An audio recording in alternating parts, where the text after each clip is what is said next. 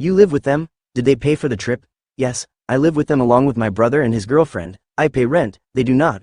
I also am held under the expectation of keeping the house clean, giving the house a deep clean twice a month, making meals a couple times a week for the entire family, providing basic care for my brother and his girlfriend's dog and the family house cat, as well as maintaining maintenance and repairs with the property. I covered tickets to get there and back. I also covered all the costs for food, alcohol and other basic amenities when we first got down there, such as toothbrushes, shampoo, sunscreen, etc. To be clear, I covered the cost for food and alcohol for the entirety of the trip for everyone.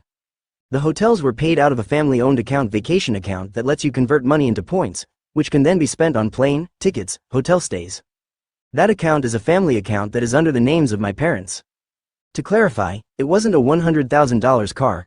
It was probably around $65,000, and while I know that I'm not entitled to the car that they had promised to me necessarily, I was definitely screwed out of having all the experiences and resources that I was looking forward to and had worked hard for. Here's the kicker. My brother had already destroyed 3 cars prior to the sports car, and when I recently asked my parents to help me pay for a new car for me, I was asking for around $6,000 to $8,000. They acted like I was being entitled. Extra info. I am gay. I phrased it purely as a request to see if they would be willing to help me at all. All of the cars that my brother destroyed were ones that my parents had bought explicitly for him and when I had to go off to college.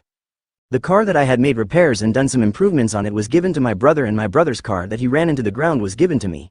And the justification was that I was living in a more temperate climate, so I didn't need a car as good as the one that I had improved, because the one that I originally had 4-wheel drive, and my brother was going to be in an area where it would snow during the winter.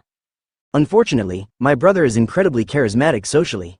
He's actually doing pretty decently at his current job and is looking at moving into a managerial role. For a while, I worked at a business when I was in high school. And my father was friends with the owner. He was given slightly higher position within the company and basically did nothing because they were old buddies. My dad then used his influence in his managerial role to get my brother moved into an assistant managerial role, which bolstered his resume considerably even though I was 3 years senior to my brother.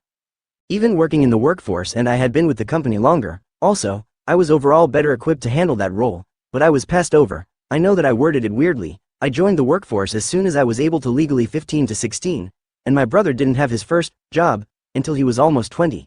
He did some lower and professional sports that covered some expenses, but I wouldn't say that's actual job experience, but that's just my personal opinion.